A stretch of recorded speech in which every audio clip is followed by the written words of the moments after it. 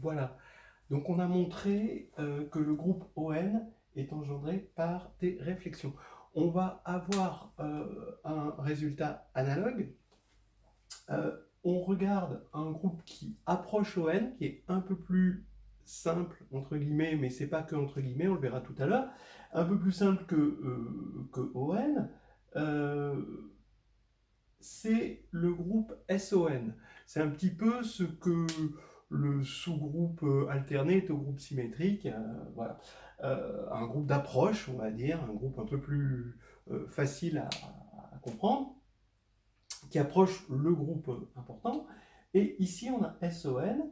Ça va être engendré non plus maintenant par des réflexions, mais par des retournements. Voilà, retournements orthogonaux. Maintenant, voilà. Et ici, on efface. Donc, qu'est-ce que c'est qu'un retournement? Ben, si vous avez compris une réflexion, c'est un retournement, c'est pareil, sauf que c'est dans SON. Donc, qu'est-ce que on veut? Donc, un retournement R, orthogonal. Ça veut dire qu'il existe une base, encore une fois, E égale E1 En, qui est une base orthonormée, telle que la matrice de R soit sous la forme, ben on veut maintenant que le déterminant soit 1, donc on ne peut pas avoir juste moins 1, mais au minimum, il en faut 2, si on veut pas que ce soit l'identité. Alors, tout ça, il y a quand même une morale générale à ces choses-là. Je vous rappelle, SLN est engendré par des transvections, SON donc par des retournements, ON par des réflexions, SN par des transpositions, AN par des trois cycles. Et à chaque fois, comment on cherche un système de générateur? Ben, on essaie de chercher des éléments qui sont les plus petits possibles. Alors qu'est-ce que ça veut dire petit? Petit, ça veut dire le plus proche de l'identité possible, à condition qu'on soit dans le groupe. Par exemple, Z, il est engendré par 1 et moins 1. Bah oui, c'est le plus proche de 0, et 0, c'est l'identité du groupe Z, quoi, pour l'addition. Alors, ça, c'est très bon pour l'intuition. Je ne dis pas que c'est une science exacte, mais si on veut de l'engendrement, il faut prendre des petites choses. C'est les petites choses qui en font des grandes, hein, comme dans le Seigneur des Anneaux, si on pense au Hobbit. Donc, ici, on a des matrices de réflexion. On veut être le plus proche possible de l'identité, on veut que des 1, et on aura, sans être non plus l'identité, parce que l'identité, ça engendre rien, donc on va mettre un truc qui n'est pas 1 sur la diagonale, c'est forcément un moins 1 parce qu'on est dans O de N, et il faut en mettre 2. Voilà, c'est au minimum. Donc, c'est pour ça qu'intuitivement, c'est bon à comprendre un petit peu l'intuition qui est derrière tout ça. Alors, allons-y maintenant, on va montrer. Donc, on prend sigma au F, allez, F dans S au N. Le déterminant de F est égal à 1 et F appartient à ON. Voilà, c'est la définition de SON, ce qu'on appelle le groupe spécial orthogonal.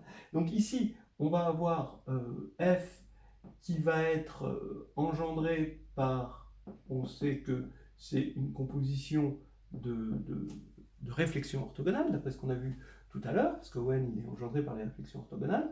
Et maintenant, on sait maintenant que comme le déterminant DSI est égal à moins 1, et ben det de F est égal à moins 1 puissance grand N.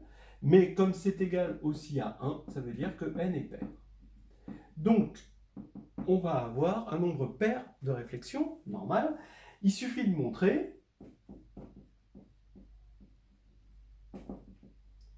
montrer quoi?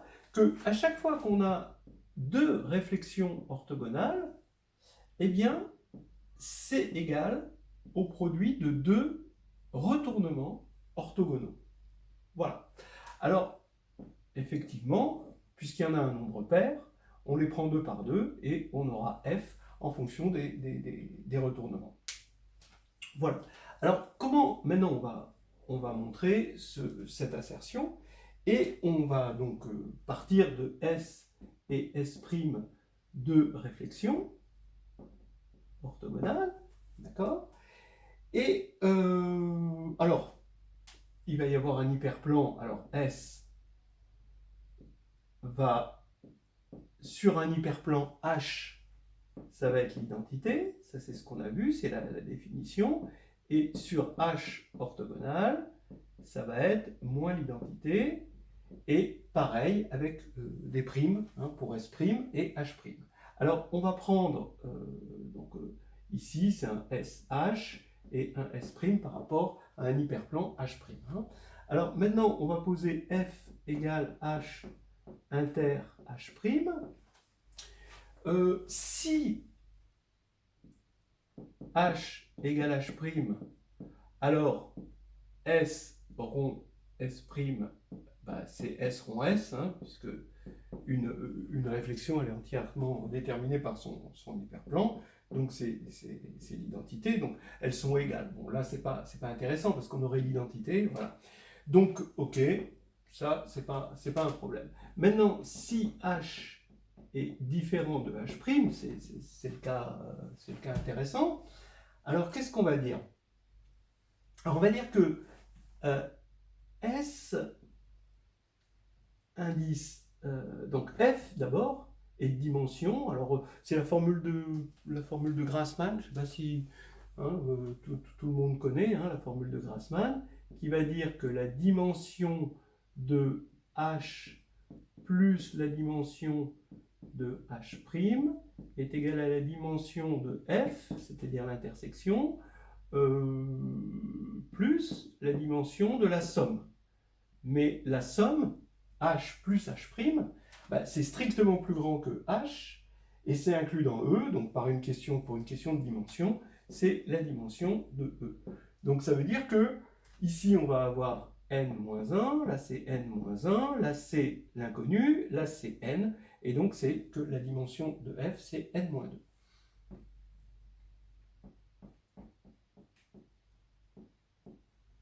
Alors je vous fais remarquer que S rond S', sur H, sur F, pardon, c'est l'identité de F. Ça, c'est évident, puisque ça va être l'identité sur S', puisque F est inclus dans H', et sur S aussi. Donc ici, c'est l'identité de F. Donc maintenant, on va rappeler, le rappel 1, c'est que S rond S' va laisser invariant F orthogonal. Et F orthogonal qui est un plan, puisque c'est de dimension 2. On va donc maintenant déjà construire notre base. Alors on va orthonormer. On va prendre E1, En-2, une base orthonormée de F. Je rappelle que c'est H inter H', et En-1,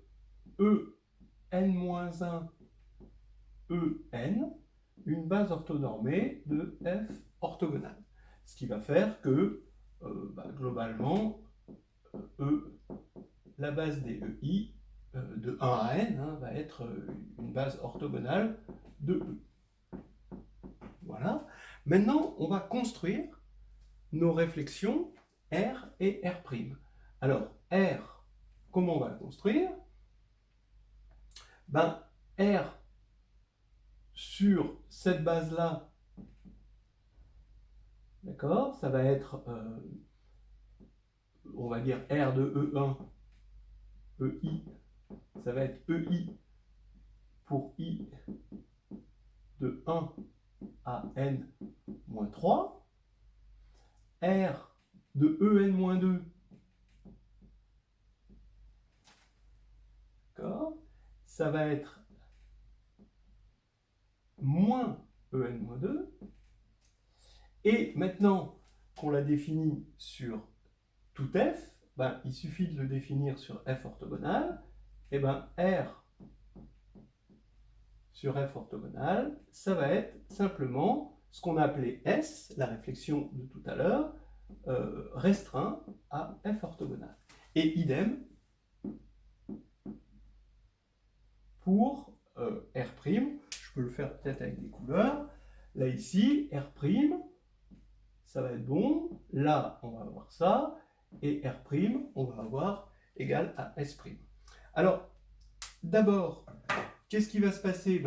On veut montrer, je vous rappelle qu'il faut montrer deux choses. C'est que R rond R' est égal à S rond S'. Voilà, donc ça c'est 1. Et 2, que R et R' sont des réflexions, des retournements orthogonaux. Voilà. Alors 1, on va le regarder sur F. Sur F, on veut montrer que restreint à F, ça c'est bon. Oui, parce que ça c'était l'identité, puisque F c'est H inter H'. Et là c'est bon aussi, parce que R et R', ce n'est pas l'identité, mais par contre, il va y avoir ces moins 1 qui vont se compenser. Moins par moins, ça va faire plus. Et donc, on va avoir globalement l'identité. Donc ici, on va avoir l'identité sur F des deux côtés. Donc ici, voilà. Donc maintenant, sur F. Maintenant, sur F'. Sur F orthogonal. Pardon. Alors, sur F orthogonal, oui, forcément, oui, puisque R c'est S et R' c'est S. Donc là c'est trivial. Voilà. Donc on a bien l'égalité 1. Maintenant 2, on veut montrer que ce sont des réflexions orthogonales. Donc qu'est-ce qu'il faut montrer? Il faut montrer que donc on a un espace de dimension. Donc déjà oui, déjà c'est assez clair que c'est orthogonal, puisqu'ici on va avoir ça va être orthogonal sur lui et ça va être orthogonal sur lui. Donc ici c'est orthogonal globalement sur E. Donc R, je le fais juste pour R, appartient au N. Ensuite, maintenant, R', on sait que ça, c'est un plan. Et donc, si on doit regarder R, S, il suffit de regarder S sur un plan, ça va rester d'une part orthogonal, c'est un endomorphisme orthogonal, pour la forme euclidienne du plan, oui, puisque c'était un endomorphisme orthogonal au départ, donc quand on prend la restriction, ça va rester, les propriétés vont rester par hérédité en quelque sorte, donc ça va être encore orthogonal. Maintenant, si on doit regarder le déterminant de S, on sait que comme c'est une réflexion, c'est moins 1, et c'est aussi égal au déterminant de S sur F, fois le déterminant de S sur F orthogonal. Mais ça, S c'est l'identité, donc ça c'est 1, ce qui veut dire que S sur F orthogonal est de déterminant 1. Alors sur les plans, on sait ce que c'est qu'un endomorphisme orthogonal de déterminant 1. C'est une réflexion, tout simplement, c'est une réflexion, c'est-à-dire qu'il va y avoir une matrice sur laquelle une base dans laquelle la matrice de ça, c'est une base orthogonale, orthonormée, vraiment on peut, tel qu'on a ça. Donc si on fait le bilan, on compile la base orthogonale ici, mais plus avec cette base-là, avec la base sur laquelle S, la base de F orthogonale sur laquelle S s'écrit comme ceci, et R, la matrice de R dans cette base compilée, ça va être 1, 1. Donc là, on est à n-3. Ici, à n-2, on a le moins 1 à cause d'ici. Et ensuite, on a 1, moins 1. On a une base orthonormée parce que les sous-espaces, ils sont orthogonaux. Voilà, et c'est terminé. C'est bien une réflexion. Et c'est fini.